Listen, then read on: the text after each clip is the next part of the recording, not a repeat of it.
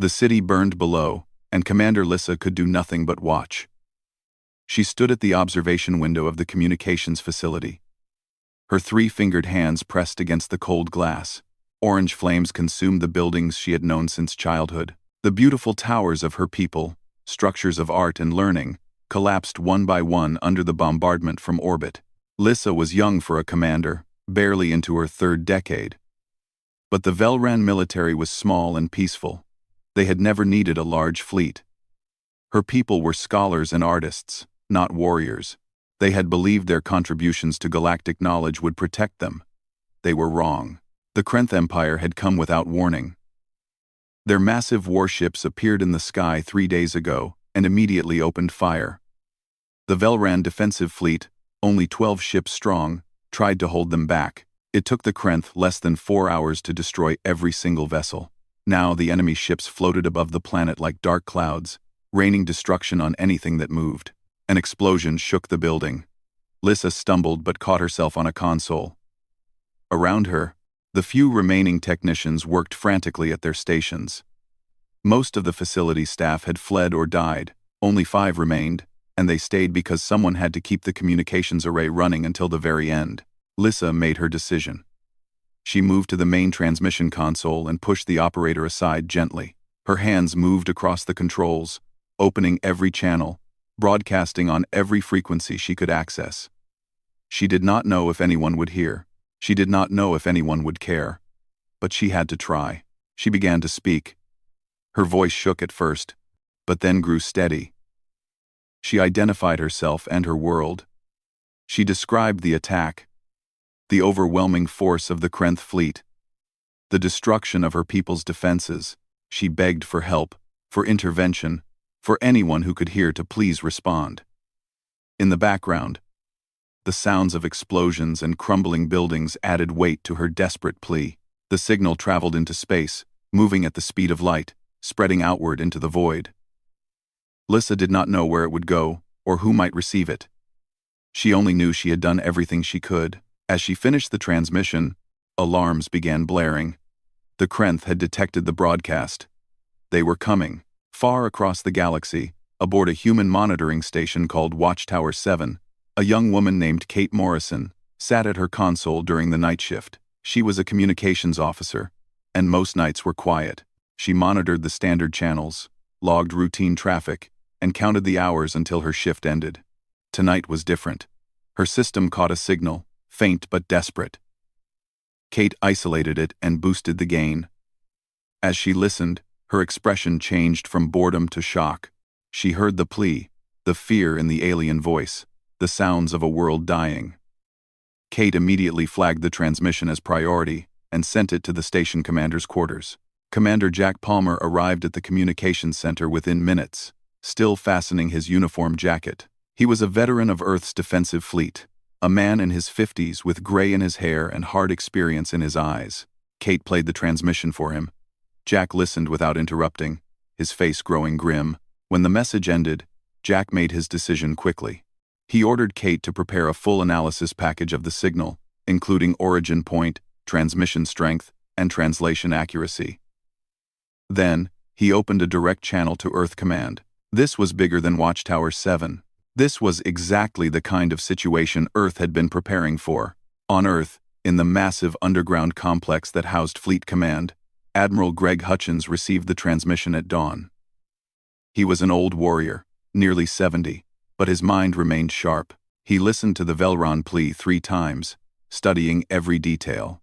Then he called an emergency council session. Within the hour, Earth's top military and civilian leaders gathered in the secure conference room. They watched the transmission on the main screen. The room fell silent as Lissa's desperate voice filled the space. When it ended, the debate began immediately. Some argued for caution.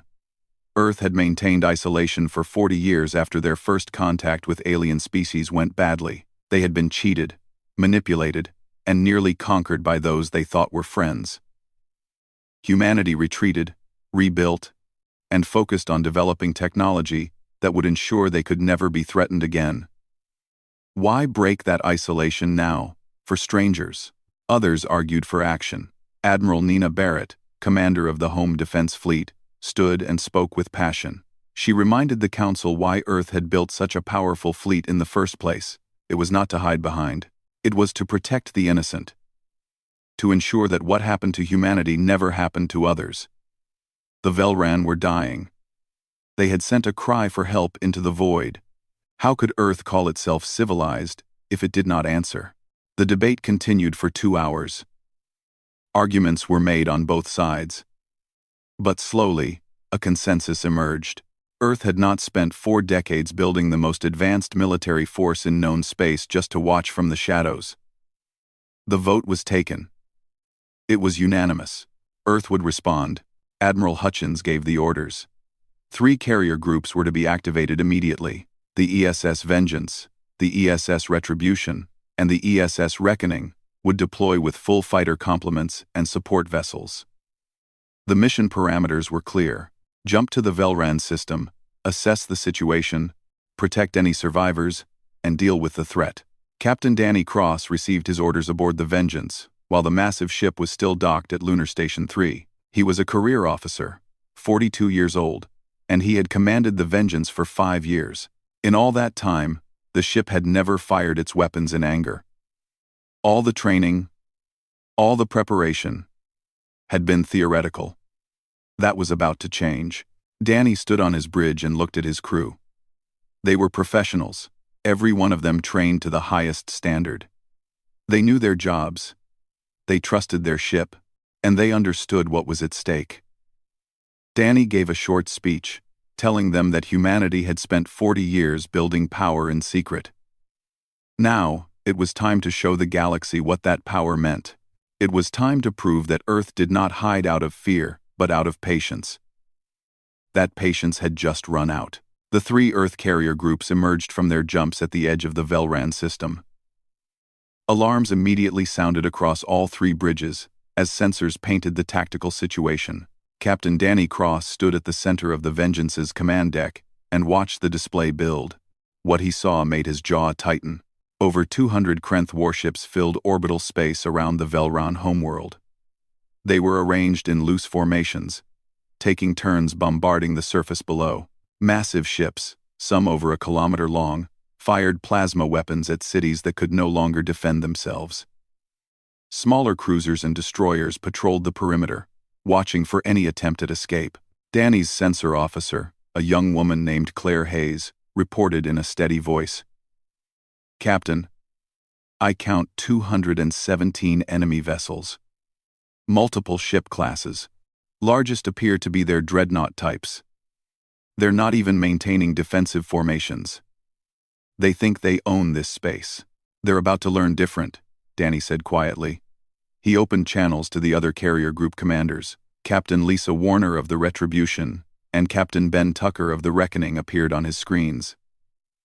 Both looked ready for what came next. "You're seeing what I'm seeing," Danny said. It was not a question. "Over 200 targets actively bombarding civilian populations," Lisa said. Her voice was cold. "I'd say that qualifies as a threat requiring immediate response."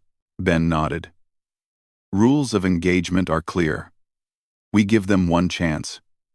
One warning. Then we show them why Earth doesn't play games." Danny agreed. The 3 captains synchronized their positions.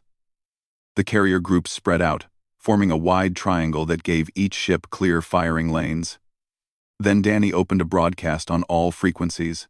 He made sure it went out in standard galactic common, the trade language most species understood. "Attention Krenth Fleet. This is Captain Danny Cross of the Earth ship Vengeance. You are ordered to cease fire immediately, break orbit, and withdraw from this system. You have 1 minute to comply. This is your only warning." The response came quickly. On the main screen, a Krenth commander appeared. His face was reptilian, with scales and sharp teeth. His eyes held nothing but arrogance. This was Commander Vrak, the Krenth officer in charge of the attack. "Unknown vessels," Vrak said, his voice carrying amusement. "You dare give me orders? I command over 200 warships. I see only 3 of your vessels. Leave now, or I will add your wreckage to the debris field I have created here." Danny glanced at his tactical officer. Lieutenant Ryan Murphy had already begun targeting solutions. Ryan looked up and met Danny's eyes. He was ready. They all were. "Your minute is up," Danny said. "You chose poorly." Vrock's expression changed from amusement to anger. He cut the channel and immediately gave orders. 20 Krenth cruisers broke formation and accelerated toward the human ships. They were large vessels, bristling with weapons, designed to crush any opposition through overwhelming firepower. The Krenth cruisers opened fire at maximum range. Plasma bolts, each one powerful enough to cripple a conventional warship, streaked across space toward the Vengeance. The bridge crew watched calmly as the shots approached.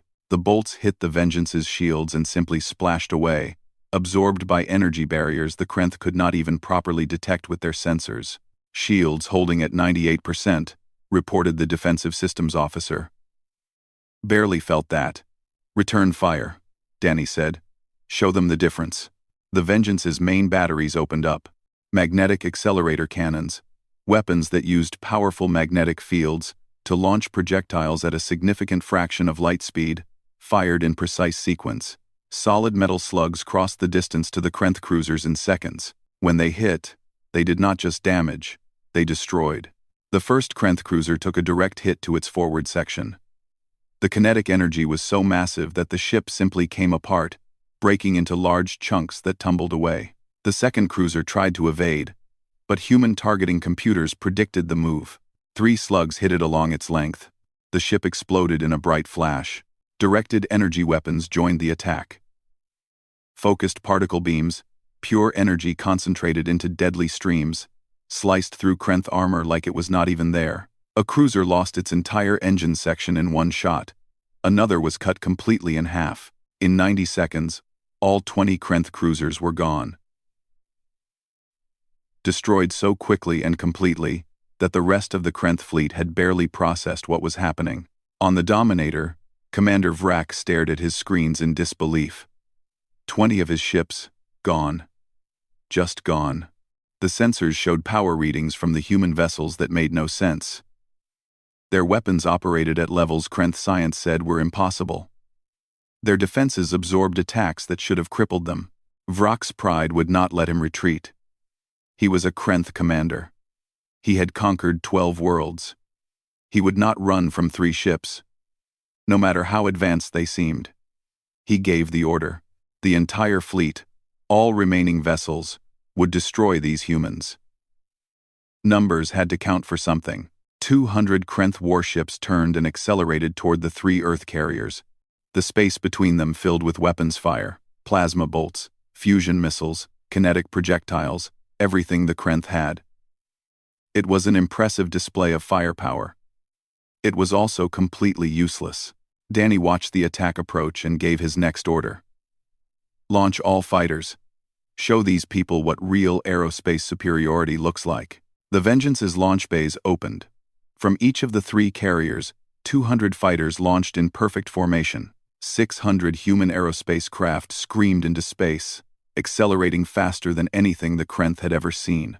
They were sleek, deadly, and piloted by men and women who had trained their entire lives for this moment. Squadron leader Amy Chen led her wing directly into the Krenth formation. She was one of Earth's best pilots, young and aggressive, with reflexes enhanced by neural interface technology. Her fighter's AI assisted her targeting, but the decisions were hers. She picked her targets with care, looking for the Krenth command ships, the vessels coordinating the attack. Amy's weapons were as advanced as her ship. Missiles with their own guidance systems, energy weapons that could track and adjust mid-flight. And her fighter's speed made her nearly impossible to hit. She dove through a formation of Krenth fighters, destroying 3 in as many seconds. Her wingman, a pilot named Kevin Drake, covered her approach to a Krenth dreadnought. The massive enemy ship tried to track her with its defensive batteries, but Amy was too fast. She released her full missile load at point-blank range, all 12 weapons slamming into the dreadnought's engine section. The explosions tore through the ship's power core. The entire aft section exploded, and the dreadnought began breaking apart. Across the battlefield, similar scenes played out. Human pilots dominated the space. Krenth fighters tried to engage but were simply outmatched. Every advantage was with Earth: better technology, better training, better tactics. The Krenth had numbers, but numbers meant nothing when the quality gap was this large. The 3 Earth carriers added their firepower to the battle. The Retribution, under Captain Lisa Warner's command, executed a series of micro-jumps. The ship appeared at different points in the Krenth formation, firing devastating broadsides before jumping away. Each appearance lasted only seconds, but each one left a dozen Krenth ships destroyed or crippled. Captain Ben Tucker on the Reckoning coordinated with his fighter wings in perfect synchronization. His ship provided targeting data to the pilots, painting priority targets, directing the flow of battle. It was like watching a conductor lead an orchestra, except the music was the sound of Krenth ships exploding. Commander Vrak watched his fleet die around him. In 30 minutes of combat, he had lost over half his ships. The humans showed no signs of slowing down. Their shields held against everything thrown at them. Their weapons never missed. Their fighters were everywhere, destroying his vessels with ease that bordered on casual. For the first time in his career, Vrak felt fear. Real, deep fear. These humans did not fight like any species he had encountered. They fought with perfect coordination, using tactics and technology that made the Krenth look primitive. More than that, they fought with a cold efficiency that spoke of extensive experience and training. These were not newcomers to war. These were predators who had been preparing for exactly this kind of fight. Vrak gave the order he never thought he would give: full retreat. Every ship that Coal Commander Lissa sat in the medical bay of the ESS Vengeance and tried to process everything that had happened in the last 6 hours. The room was clean and bright, so different from the smoking ruins she had left behind on her world. A human doctor had treated her injuries, minor burns and a broken arm, with technology that worked faster than anything Velran medicine could offer. Now she waited to meet the captain who had saved her people. The door opened and a man walked in. He was tall by Velran standards, with dark hair starting to show gray at the temples. He wore a neat uniform and moved with quiet confidence. This was Captain Danny Cross, commander of the ship that had destroyed a Krenth fleet in less than an hour. Danny pulled up a chair and sat across from Lissa. He did not tower over her. He made himself equal. "Commander Lissa," he said in passable Velran. His translator device helped, but he had clearly made an effort to learn some of her language. "I'm Captain Cross. How are you feeling?" Lissa found her voice. "Better than I have any right to be. Your doctors are very skilled." She paused, then asked the question that had been burning in her mind. "Who are you? Where did you come from? How did you destroy the Krenth so easily?" Danny smiled slightly. "We're from Earth. It's a world far from here, toward the galactic rim. As for the rest, let's just say we've spent the last 40 years making sure we could handle ourselves if trouble came calling. I sent that distress call hoping anyone would hear," Lissa said. "I never expected anyone to actually come. Especially not to fight for us." "You called for help," Danny said simply. "We heard. We came. That's what you do when someone needs help." Lissa studied his face. She had dealt with many species in her role as a Velran officer. She had learned to read expressions, to judge sincerity. What she saw in Danny's eyes was genuine.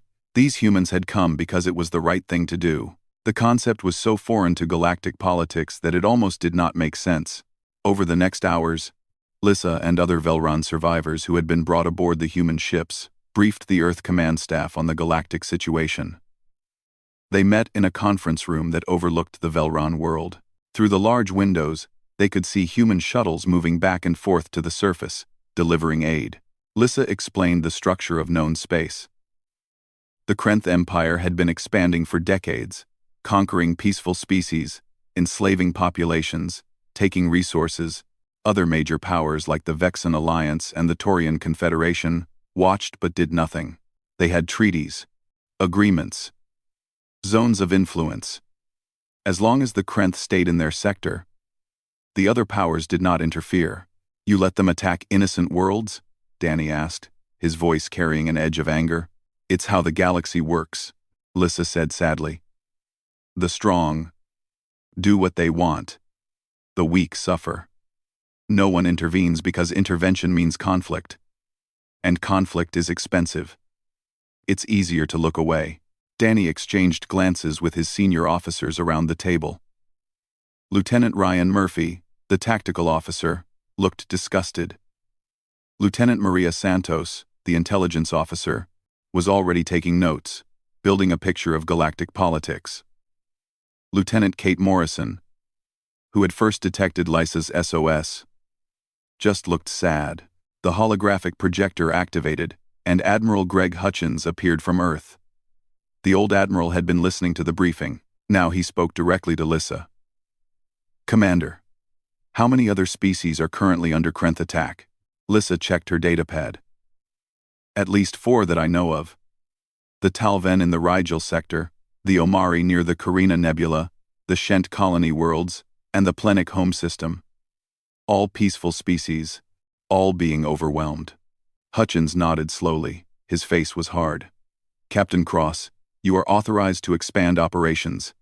If the galaxy won't stop the Krenth, Earth will. Hit them hard. Hit them fast. Make them regret every attack they've launched. Danny stood at attention. Understood, Admiral. We'll need intelligence on Krenth positions, supply lines, and command structure. You'll have it, Hutchins said. Earth is sending more ships. The 4th and 5th carrier groups are being activated.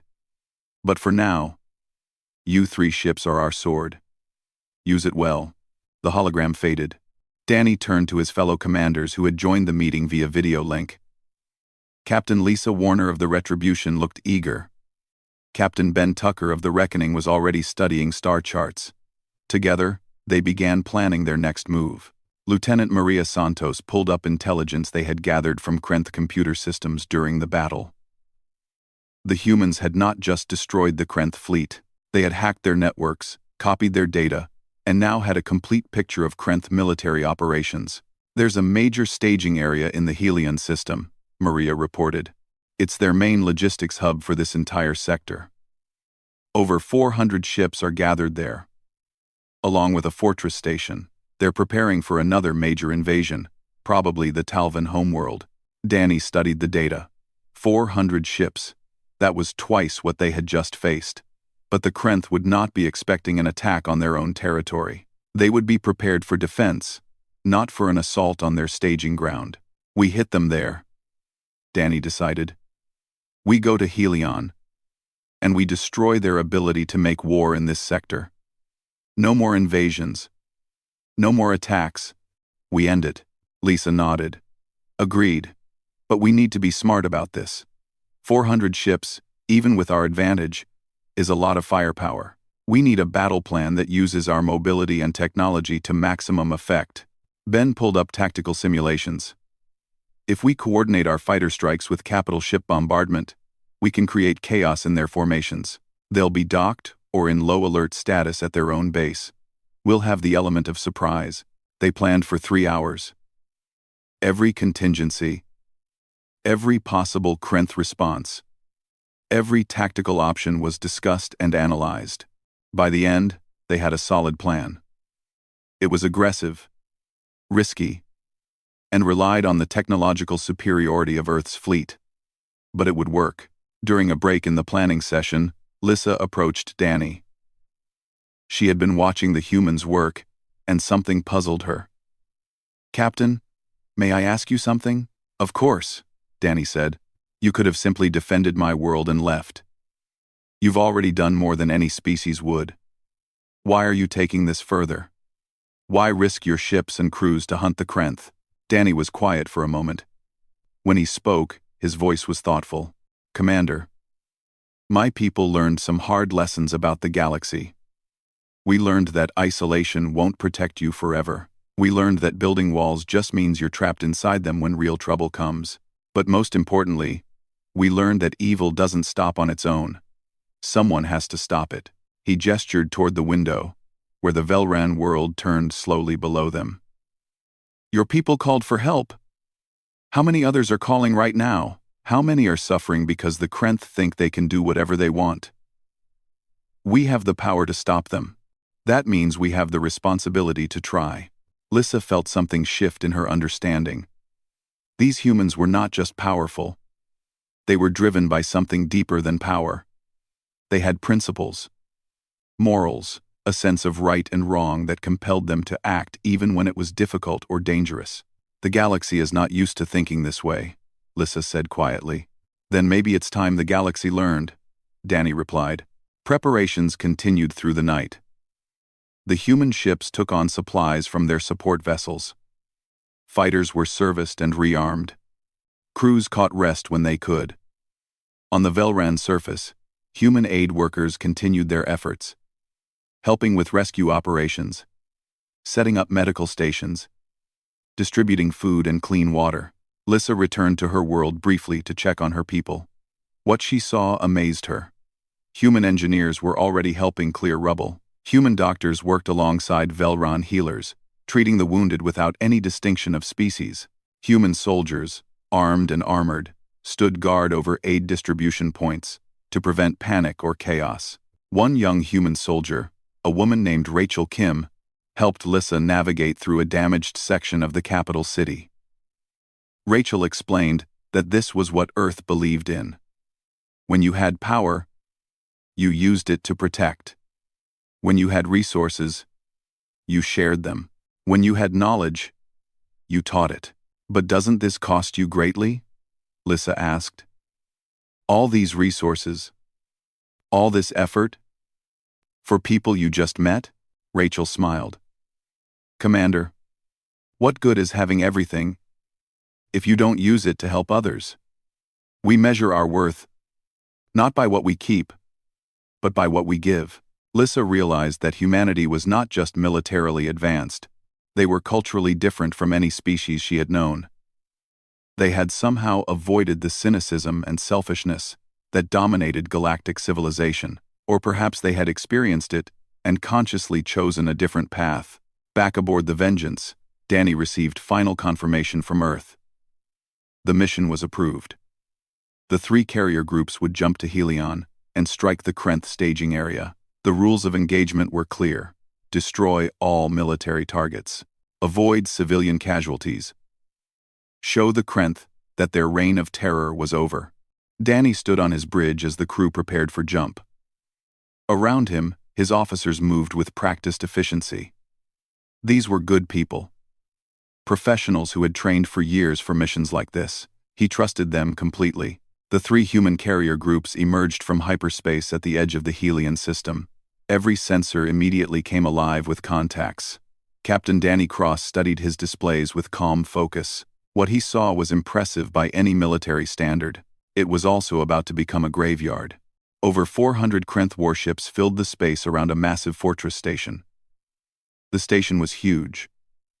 A construction of metal and power that served as the Krenth military headquarters for the entire sector. Ships of every class clustered around it like insects around a hive. Dreadnoughts, cruisers, destroyers, frigates, and countless support craft. This was the heart of Krenth military power in this region. Sensor count confirms 412 enemy vessels, reported Claire Hayes from her station.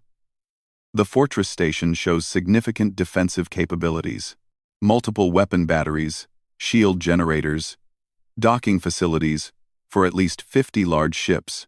Fleet composition? Danny asked.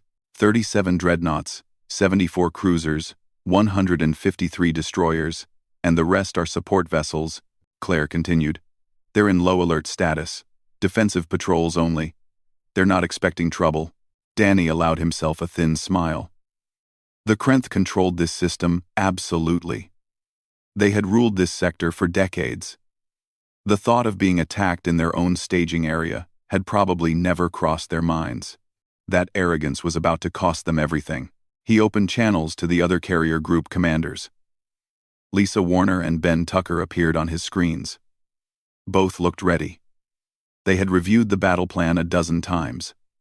Now it was time to execute. All ships report ready, Lisa said from the Retribution. Fighter wings are prepped and standing by, Ben added from the Reckoning. Then let's do this, Danny said. Show them that their safe harbor just became a killing field. Engage all targets. Execute Attack Plan Alpha. The 3 Earth carriers began moving forward at battle speed. As they accelerated, their launch bays opened. From each ship, 200 fighters launched in perfect formation. 600 human aerospace craft formed up and began their attack run. The pilots checked their weapons, locked their targets, and prepared to tear through the Krenth fleet like a storm. Squadron leader Amy Chen led the first wave. Her orders were clear. Hit the dreadnoughts first. The massive ships were the core of Krenth military power. Destroy them, and the fleet would lose its backbone. She targeted the largest dreadnought she could see and armed her full missile load. All wings, this is lead. Amy broadcast to her squadron. Target the big ones first. Make every shot count. Let's show these people what happens when you pick on the innocent. Her squadron screamed toward the Krenth fleet. The enemy was slow to react. Their patrol fighters were scattered, not in combat formation. Their capital ships were docked or holding station, not ready for immediate action. By the time they realized they were under attack, it was already too late. Amy's missiles launched at close range. 12 weapons, each with guidance systems that made them nearly impossible to evade, slammed into the dreadnought's hull. The explosions tore through armor and structure. Secondary detonations rippled along the massive ship's length. Its power core went critical. The dreadnought came apart in a ball of expanding plasma. Around her, the other fighter wings pressed their attacks. Krenth ships tried to bring their weapons to bear, but the human fighters were too fast, too maneuverable. Missiles and energy weapons cut through Krenth vessels with devastating efficiency. In the first 90 seconds of combat, 20 Krenth dreadnoughts were destroyed or crippled. The 3 Earth carriers moved into weapons range and opened fire. The Vengeance's main batteries spoke with thunder. Magnetic accelerator rounds crossed space at tremendous velocity. Each hit was catastrophic. A Krenth cruiser took a direct impact and simply disintegrated. Another was cut in half by a particle beam that sliced through it like a blade. Captain Lisa Warner commanded the Retribution with cold precision. She had planned a specific tactic for this battle, and now she executed it perfectly. Her ship made a micro-jump, disappearing from one location and reappearing thousands of kilometers away, right in the middle of a Krenth formation. Before the enemy could react, the Retribution unleashed a full broadside. Dozens of Krenth ships exploded or went dead in space.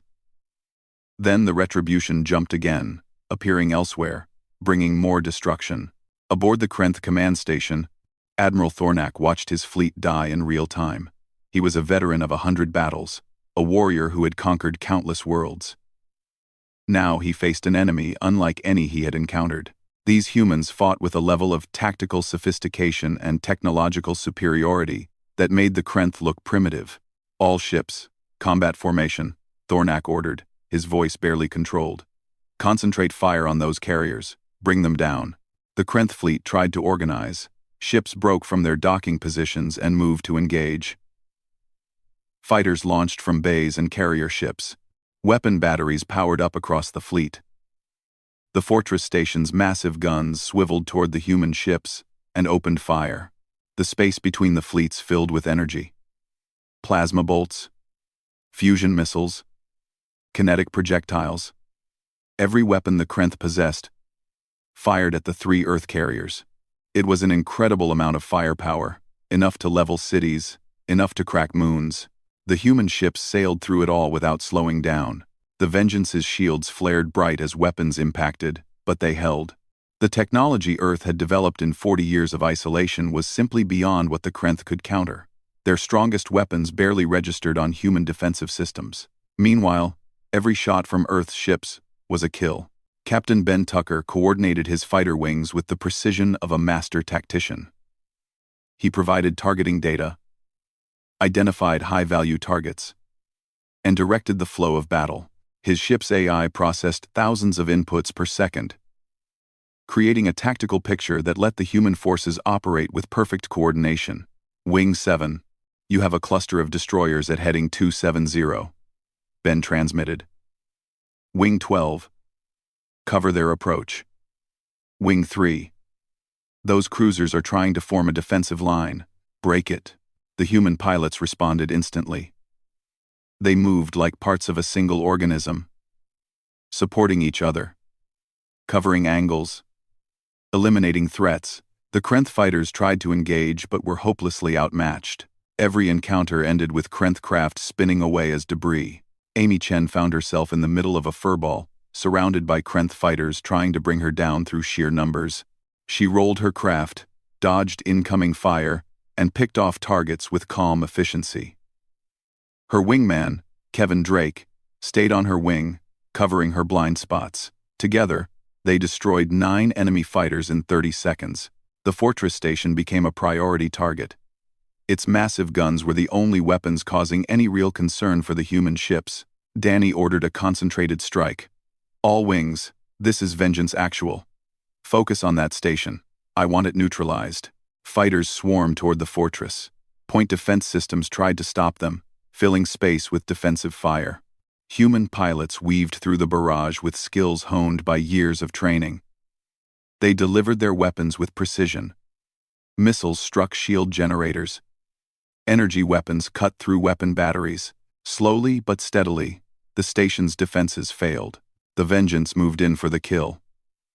Danny's tactical officer, Ryan Murphy, lined up the shot with care. The Vengeance's main battery, 4 massive magnetic accelerator cannons working in tandem, fired simultaneously. 4 rounds, each massing several tons, traveling at relativistic speeds, hit the fortress station's central structure. The kinetic energy released was enormous. The station's structural integrity failed. Massive sections broke away.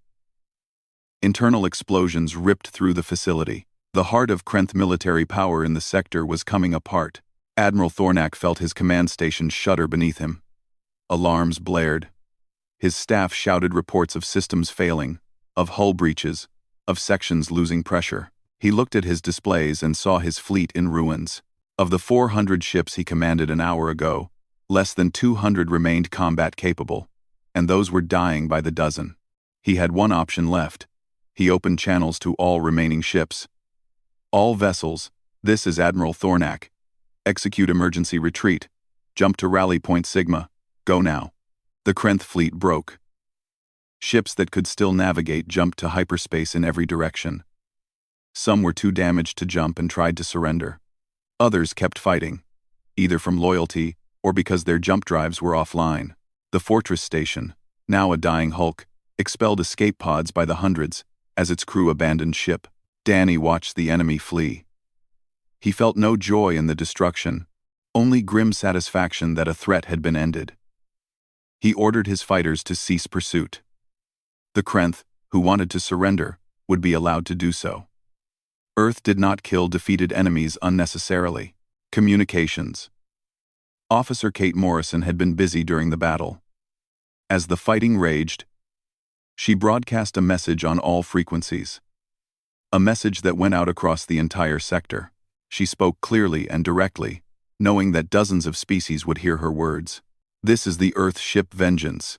The Krenth Empire's campaign of aggression ends today. To all species under attack, know that you have allies. Earth will respond to calls for help. We will protect the innocent. To any empire considering aggression against peaceful species, take note of what happened here. Earth's fleet is no longer watching from the shadows. We are here, and we will act. The message played on a loop as human ships moved through the battlefield, securing disabled Krenth vessels, rescuing survivors from both sides, and establishing control of the system. Medical teams prepared to treat wounded Krenth soldiers. Engineers assessed which enemy ships could be salvaged for intelligence purposes. Admiral Thornak's flagship, crippled but intact, was boarded by human marines. They found the admiral on his bridge, wounded but alive. He was brought before Captain Danny Cross via video link.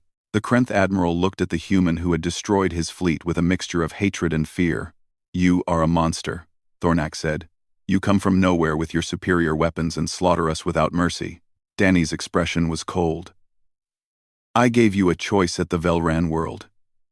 You chose to mock us and continue your attack. I gave every ship in your fleet the chance to withdraw. Most chose to fight. You call me a monster? Admiral, you've spent your career attacking species that couldn't defend themselves.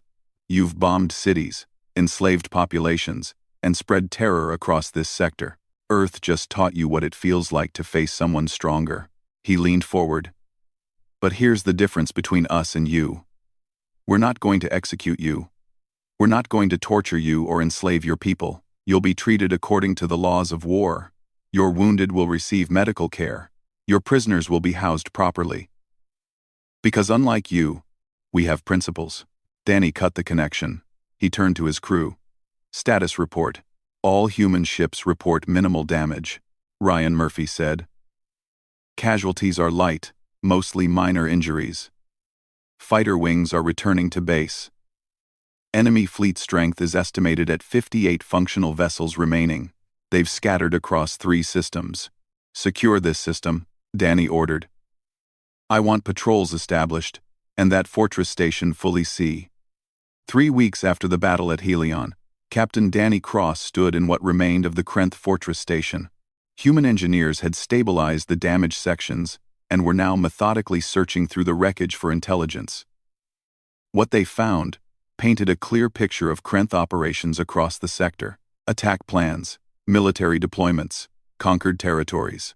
It was all there in their computers, and none of it was encrypted well enough to stop human technology. Danny walked through a corridor that had been a Krenth command center. The walls still showed blast damage from the battle. His boots echoed on the metal floor.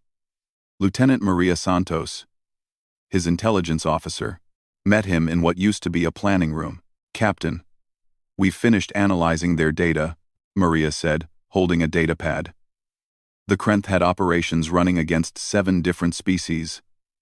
4 were active invasions. 3 were in the planning stages. We have coordinates, fleet strengths, timetables, everything. Danny took the datapad and scrolled through the information. Each entry represented worlds under attack, populations suffering, species fighting for survival. He thought about the SOS that had brought Earth into this. One desperate call had led to this moment. Now humanity knew about every species that needed help. Send this to Admiral Hutchins, Danny ordered. Let Earth Command know what we're dealing with, and prepare for extended operations. We're not going home until this is finished. Admiral Greg Hutchins received the intelligence package aboard his flagship in Earth orbit. He read through it carefully, his experienced eye catching every detail. Then he called a meeting of Earth's military leadership. On screens around him, admirals and generals from across the solar system appeared. The situation is clear, Hutchins began. The Krenth were running a systematic campaign of conquest. They targeted peaceful species, overwhelmed them with force, and enslaved or destroyed populations. Our intervention at Velran and Helion has disrupted their operations, but there are still Krenth forces active in multiple systems. What's our move? Asked Admiral Nina Barrett, commander of the Home Defense Fleet. We expand operations, Hutchins said. The 4th and 5th carrier groups are already en route to Captain Cross's position. We're going to respond to every SOS, every distress call. We're going to free every species currently under Krenth attack. And we're going to make it clear that Earth's fleet doesn't just defend. We liberate. End Earth. The orders went out. Across Earth's military infrastructure, ships prepared for deployment. More carriers. More fighters. More support vessels. Humanity was committing to a campaign that would reshape the galactic balance of power. In the Helion system, the 3 original carrier groups were already moving. Intelligence had identified a Krenth invasion force attacking the Talvan homeworld. Captain Danny Cross led the fleet to that system, arrived without warning, and destroyed the attacking fleet in 40 minutes. The Talvan, a species of peaceful aquatic beings, watched in amazement as human ships drove away their attackers and then offered medical aid and supplies. Captain Lisa Warner took the retribution to the Omari system, where Krenth forces were besieging a colony world. She arrived, gave the standard warning, and when the Krenth refused to withdraw, she demonstrated why that was a mistake. Her ship and its fighter wings eliminated the Krenth presence in less than an hour. The Omari, saved from destruction, asked who these humans were and why they had come. Lisa's answer was simple and direct. You needed help, we answered. Captain Ben Tucker and the Reckoning jumped to the Shent colony worlds, where Krenth occupation forces had been in place for months. This required a different approach. Ben couldn't just destroy everything without risking civilian casualties. Instead, he landed Marine forces who worked with local resistance groups. Together, they targeted Krenth military installations with precision. Within a week, the occupation was over, and the Shent were free. In each system, the pattern repeated. Human forces arrived, defeated the Krenth decisively, and then offered aid to the liberated populations. Medical teams, food supplies, engineering support, Earth gave freely, asking nothing in return. It was so unusual, so foreign to galactic politics, that many species initially suspected a trick. But no trick revealed itself. Humanity simply helped, and then moved on to the next crisis. Word spread across the galaxy like wildfire. Stories of the powerful Earth ships, of their devastating weapons, of their mercy toward enemies, and generosity toward victims. Species that had never heard of humanity now spoke the name with hope. Aggressive empires that had operated with impunity now looked nervously at their borders. The Vexen Alliance, one of the galaxy's major powers, sent an official envoy to meet with the human fleet. Ambassador Dren was a seasoned diplomat who had negotiated treaties across half the known galaxy. He arrived in the Helion system aboard a sleek diplomatic vessel and was brought aboard the Vengeance. Danny met him in a conference room along with Admiral Hutchins, who appeared via hologram from Earth. Dren was tall and elegant, with skin that shimmered slightly in the light. He was polite but cautious. He had reviewed every report of human military action, and what he saw both impressed and concerned him. Captain Cross, Admiral Hutchins, Dren began.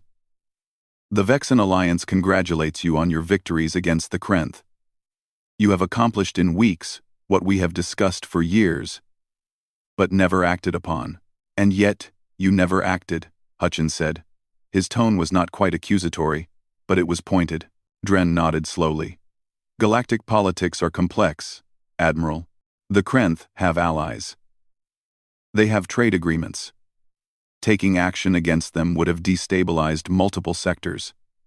The cost would have been enormous. The cost to the species they attacked was also enormous, Danny said quietly. The Velran lost millions before we arrived. How many died while the Vexen debated the political cost of intervention? Dren had no answer for that. He changed direction. The Alliance wishes to understand Earth's intentions. You have demonstrated remarkable military power. You have disrupted the balance of power that has existed for centuries. What do you want? We want people to stop attacking each other, Hutchins said simply. We want species to be able to develop without fear of conquest. We want a galaxy where sending an SOS actually means something because someone will answer. Noble goals, Dren said. But surely Earth must want something. Territory? Resources? Political influence? Danny shook his head. Ambassador, I know this is hard for you to understand, but we really don't want those things. We have everything we need in our own system. We're here because it's the right thing to do. Dren studied the two humans carefully. In his long career, he had negotiated with dozens of species. He knew how to read motivations, how to find hidden agendas, but in these humans, he found something he had rarely encountered. Sincerity. They actually meant what they said. Then Earth is a unique force in the galaxy, Dren said finally. I will report to the Alliance that your intentions appear genuine. But I must warn you, not all powers will view your actions favorably. The Taurian Confederation, for example, sees Earth's intervention as a dangerous precedent. They believe in non-interference, above all else. Then they can stay out of our way, Hutchins said. We're not asking permission. We're not seeking approval. We're doing what needs to be done. Dren departed shortly after, returning to Vexen space with much to report. His government would debate Earth's role for months. But Danny and Hutchins had more immediate concerns. The Krenth Empire still existed, wounded but not destroyed. Their response was coming. It came in the form of a massive counteroffensive. The Krenth Empire, humiliated by their defeats, gathered every available ship from across their territory. Over 600 warships formed up at their capital system, preparing for a strike against Earth's forces. They believed that if they could destroy the human fleet in one decisive battle, the threat would end. Intelligence detected the buildup. Admiral Hutchins made a decision. Rather than wait for the Krenth to strike, Earth would hit them first. He ordered every available carrier group to assemble at a staging point just outside Krenth space. 8 carrier groups, with over 50 capital ships and thousands of fighters, formed the largest human fleet ever deployed. Danny was given overall command of the operation. It was a responsibility he had never sought, but he accepted it without hesitation. He stood aboard the Vengeance and looked at the tactical display showing the assembled Earth fleet.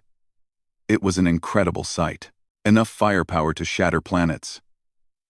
And it was all going to be pointed at the Krenth capital. The fleet jumped. 8 carrier groups appeared in the Krenth home system, right on top of the enemy fleet. The Krenth had been preparing to attack. Instead, they found themselves defending. What followed was not so much a battle as a demonstration. Earth's forces, coordinated perfectly, tore through the Krenth armada. Superior technology, superior tactics, superior training. Every advantage was with humanity. The battle lasted 4 hours. When it ended, the Krenth fleet was gone. Not scattered. Gone. Destroyed so completely that the Krenth Empire's ability to make war was effectively ended. Danny ordered his forces to secure the system but not to attack civilian targets. He broadcast a message to the Krenth government. This is Captain Danny Cross of the Earth Fleet. Your military is defeated. Your age of conquest is over. You have a choice now. Accept peace. Accept oversight to ensure you never attack another species again, or face complete occupation. Choose wisely. The Krenth government, faced with annihilation, chose peace. They agreed to Earth's terms. Their military would be limited. Their actions would be monitored. Any aggression would be met with immediate response. It was a humiliating surrender for a proud empire, but it was survival. 6 months after Commander Lissa sent her desperate SOS, she stood aboard the Vengeance once again. This time, she was not injured and frightened. She was the official representative of the Velran people in what was being called the Coalition of Free Worlds. 5 species had joined the coalition immediately: the Velran, the Talven, the Omari, the Shent, and the Plenic. Others were expressing interest. The coalition was not an empire. Earth did not rule it.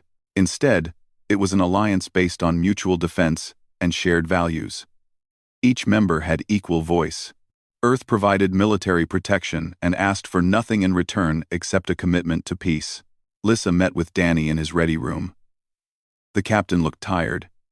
6 months of constant operations had worn on him. But he also looked satisfied. He had accomplished what he set out to do. The Velran want to thank Earth properly, Lissa said. We're proposing a monument in our capital city. A memorial to the humans who answered our call and saved our people. Danny smiled. That's kind, Commander. But the real memorial should be to the idea that distress calls matter. That reaching out for help can actually bring help. That's what we want people to remember. It's already remembered, Lissa assured him. Across the galaxy, species are talking about what happened. About how Earth answered one SOS and changed everything. There are children on my world who will grow up knowing that when the darkness came, someone heard us and came to help. She paused, then continued. The coalition is growing. More species want to join. They see what we have. An alliance that protects without dominating. It's something new in the galaxy. Something better. Danny nodded. That's the goal. Make the galaxy a place where the strong protect the weak. Where power is used for good. Where species can develop without fear. Months became years. The coalition grew to 15 member species, then 20, then 30. Earth maintained a significant fleet presence in coalition space, ready to respond to any threat, but increasingly, coalition members built their own defensive capabilities. trained their own forces, learned from human tactics and technology. The Krenth Empire, humbled and monitored, slowly reformed itself. Under Earth's oversight, they focused on internal development rather than external conquest. It was a painful transition, but a necessary one. Other aggressive empires in the galaxy took note and adjusted their behavior accordingly. Nobody wanted to be Earth's next target. Captain Danny Cross eventually retired after 10 years of service. He had become a legend in the Coalition, the man who led the fleet that changed the galaxy. At his retirement ceremony aboard the Vengeance, now an aging but still formidable vessel, representatives from 40 species attended to honor him. Commander Lyssa, now Ambassador Lyssa, and a senior leader in the Coalition, gave a speech. 10 years ago, I sent a desperate message into the void. I did not expect anyone to hear. I did not expect anyone to care. But Captain Cross and the people of Earth heard. They came, they fought, they saved us, and then they helped us build something better. She looked at Danny, who sat quietly, uncomfortable with the attention. Earth taught the galaxy something we had forgotten. That power without compassion is tyranny. That strength must be paired with mercy. That when someone calls for help, the answer should not be silence. It should be, "We're coming." The ceremony ended, and Danny returned to Earth. But the work continued. New captains took command of the fleet. New generations of humans joined the Coalition forces. The mission remained the same: protect the innocent, answer the call, make the galaxy safe for all who lived in it. Aboard the Vengeance, now under the command of Captain Amy Chen, the former fighter pilot who had proven herself in countless battles, the communication systems remained always active.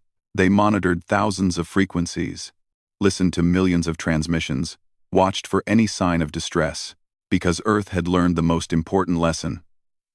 One SOS had changed everything. One desperate call had brought humanity out of isolation and given them purpose. Now, Earth's fleet stood ready, always listening, always prepared to answer. No matter where the call came from, no matter how far away, no matter how dangerous the situation, the galaxy had learned something too. That when the darkness came, when hope seemed lost, when all appeared defeated, there was an answer. It came in the form of massive ships dropping out of hyperspace. It came with weapons that turned the tide of battle. It came with aid and compassion, and a simple message that echoed across the stars. Earth heard your call. Earth is coming, and those who prey on the innocent should be very, very afraid. Archie D. Gather all intelligence you can. And Kate, keep broadcasting that message. I want every species in range to know what happened here today. Captain Lisa Warner's face appeared on the screen. Danny, we've got Krenth soldiers surrendering by the hundreds. What do you want us to do with them? Treat them well, Danny said. Feed them, give them medical care, and let them think about what they've learned. Maybe when this is over, they'll go home and tell their people that the age of conquest is over. Ben Tucker's voice came through. Vengeance. This is reckoning. We're picking up distress calls from some of the species the Krenth were planning to attack. They heard Kate's broadcast. They're asking if we meant what we said. Danny smiled. It was not a pleasant smile, but it was genuine. Tell them yes. Earth means every word. Any species that needs help, we'll answer. Any aggressor that won't back down, we'll deal with them just like we dealt with the Krenth. He looked at his bridge crew. They were tired but satisfied. They had done what they came to do. They had struck at the heart of a brutal empire and shattered it. More than that, they had sent a message that would echo across the galaxy. Earth was no longer isolated. Humanity had entered the galactic stage, and the rules were changing. All stations report ready, Kate Morrison announced from communications. Navigation has the coordinates locked, added the navigator. Weapons systems are fully charged and ready, Ryan Murphy confirmed. Danny looked at the Velran world one last time through the main view screen. They had answered one distress call. Now they would make sure no more calls like it would be necessary. Earth was done watching from the shadows. All ships, this is Vengeance Actual. Danny broadcast to the fleet. Execute jump in 3, 2, 1. Jump. The three carrier groups tore through space, leaving the Velron system behind. They jumped toward Helion, toward the heart of Krenth military power, toward a battle that would reshape the balance of power in the galaxy. Earth had entered the game, and the rules were about to change forever. D's still jump was to do so immediately. Abandon the wounded vessels. Abandon the formation. Just run. The Krenth fleet broke. Ships jumped to hyperspace in panic, fleeing in every direction. Less than 80 vessels escaped. The rest were debris or burning hulks floating dead in space. The great Krenth armada, which had terrorized this sector for years, had been destroyed in less than an hour by 3 human ships. Danny Cross watched the enemy flee and did not pursue. He had made his point. He ordered his fleet to defensive positions around the Velran world and opened channels to the surface. Medical teams and supply ships were already launching from the carriers. Earth had come to answer an SOS, and humanity always finished what it started. On the planet below, Commander Lissa stood in the ruins of her communications facility. She had survived the Krenth assault somehow. Now she looked up at the sky, where 3 massive ships had appeared and driven away the invaders in minutes. She did not know who these humans were. She did not know why they had come. But she knew one thing with certainty. The galaxy had just changed forever. The 3 carrier groups departed within 6 hours of the order. Each ship engaged its jump drive, tearing holes in space itself, traveling distances that would take years at conventional speed in mere moments. They jumped toward the Velran system, toward the desperate alien who had called for help, toward an enemy that had no idea what was coming for them. Aboard the Vengeance, Danny stood at the center of his bridge as the jump drive powered up. The deck hummed beneath his feet, with barely contained energy. His tactical officer, Lieutenant Ryan Murphy, reported all systems ready. His communications officer confirmed the signal lock on their destination. His navigator had the coordinates locked in. Danny gave the order. The Vengeance jumped. Reality twisted around the massive ship as it crossed light years in an instant. Behind it, the retribution and reckoning followed. 3 ships, 3 crews. But more than that, 3 symbols of everything humanity had become in its isolation. Fast, powerful, deadly, and ready to show the galaxy that Earth answered the call.